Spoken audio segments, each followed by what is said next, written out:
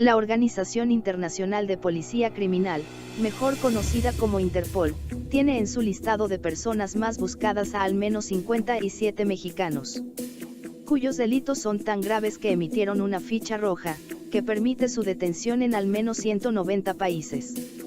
La lista de la Interpol va desde criminales que no tuvieron tanta difusión en los medios mexicanos, hasta narcotraficantes que son buscados también por la DEA, el FBI y las autoridades mexicanas.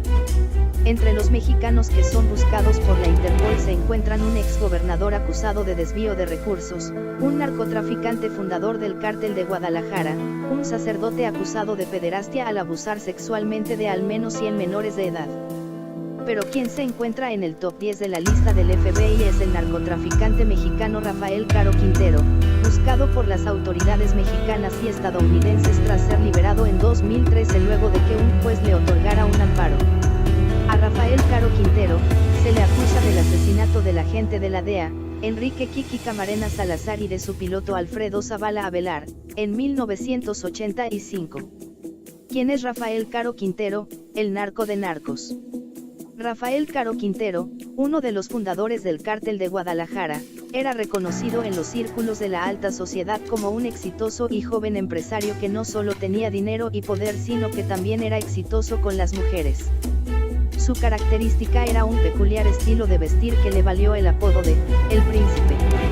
Al igual que los otros dos famosos capos que fundaron el cártel, Ernesto Fonseca Carrillo, Don Neto, y Miguel Ángel Félix Gallardo, Caro Quintero emigró a Guadalajara, en el estado de Jalisco, después de que el gobierno federal pusiera en marcha la llamada Operación Cóndor, en Sinaloa para frenar el cultivo y comercio de marihuana.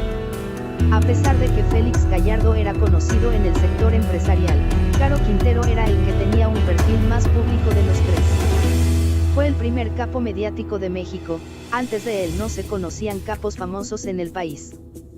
Fue el primero en andar de enamorado públicamente, fue el primero en cultivar a gran escala los enervantes, dijo a Infobay Alexei Chévez, consultor en seguridad. Es muy importante porque es el príncipe del narcotráfico. Lo llegaron a llamar así porque era el estereotipo de moda. Tenía un gran poder económico, político y social, tenía grandes sectores de la sociedad que estaban con él porque llevaba recursos, no solo fue el narcotraficante de moda, sino el gran empresario porque combinó el narco con el tema de las inversiones, tenía una gran diversidad de negocios. Se llegó a decir que era dueño del Hotel Fiesta Americana de Guadalajara, en su momento, expresó en entrevista Francisco Jiménez Reynoso, investigador de la Universidad de Guadalajara. Un ejemplo de su poder económico es una compra en efectivo de 300 autos Gran Marquis que habría hecho en 1984 en una concesionaria del municipio conurbado de Zapopan. El encuentro con Sara.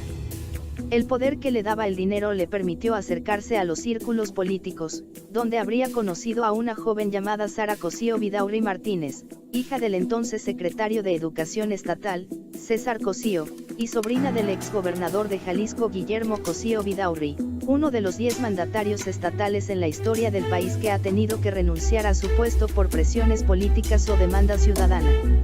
Alberto Osorio Méndez, un reconocido periodista local, asegura que sobre esta historia existen distintas versiones, ya que ni Caro Quintero, ni la misma Sara, ni la familia ha querido contar su parte de la historia.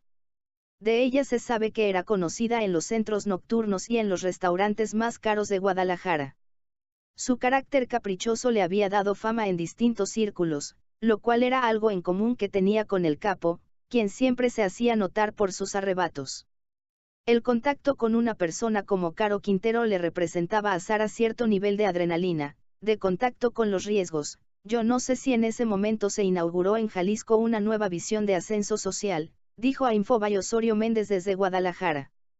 Los dos tenían mucho en común, lo que los habría llevado a iniciar una relación sentimental que no era aprobada por la familia de la joven, a la que continuamente el capo trataba de halagar enviando costosos regalos, entre ellos autos de lujo, que cuando eran rechazados, según la leyenda urbana, Caro Quintero estallaba en cólera y los estrellaba.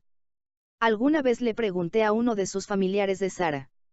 Primero me dijo que prefería no opinar sobre ese asunto y luego, que la gente tiene su versión de lo que ocurrió con Sara, de alguna forma dándome a entender que el rumor tenía alguna base de sustento, agregó Osorio Méndez.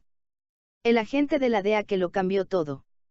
A pesar de la oposición de la familia de Sara, la relación habría crecido, pero todo cambió en febrero de 1985 cuando fue asesinado en México el agente de la Agencia Antidrogas estadounidense, DEA, por sus siglas en inglés, Enrique Camarena Salazar, quien había logrado infiltrarse en el cártel de Guadalajara. Meses antes de su asesinato, Camarena Salazar habría ubicado un gigantesco plantío de marihuana en el municipio de Jiménez, en el estado de Chihuahua. Se trataba del rancho llamado, El Búfalo, propiedad de Caro Quintero, en el que de acuerdo con la revista Proceso llegó a tener una plantilla de 10.000 trabajadores y custodia de militares. En venganza, el capo habría ordenado el asesinato Camarena y de su piloto Alfredo Salazar. A partir de entonces, el gobierno de Estados Unidos inició una cacería en contra de El Príncipe, quien para ocultarse de las autoridades tuvo que salir huyendo de México en un jet privado hasta llegar a Costa Rica. Pero en su huida no fue solo. Con él iba Sara, a quien sus familiares reportaron como secuestrada por el capo. Los dos se refugiaron en la lujosa finca en la Quinta La California, dentro de la comunidad de San Rafael de Ojo de Agua en Alajuela, que después de ser incautada por el gobierno costarricense fue convertida en instalaciones olímpicas. Las autoridades mexicanas habían intervenido los teléfonos de la familia de Sara en Guadalajara para poder rastrear cualquier llamada que recibiera por parte del capo y que pudiera dar con su ubicación. El 2 de abril de 1985, Sara llamó a los suyos para decirles que estaba bien y que se había ido por voluntad propia. La charla fue suficiente para rastrearlos. Cuando llegó la policía, Sara lo habría defendido y gritado, «Yo lo amo», señaló Osorio. Sin embargo, el capo fue encarcelado 28 años, hasta que en 2013 un juez le otorgó la libertad por inconsistencias en el proceso. Inmediatamente el gobierno de México pidió su reaprehensión con fines de extradición. Pero era tarde. Hasta hoy se encuentra prófugo. Más información en el blog del narco.com.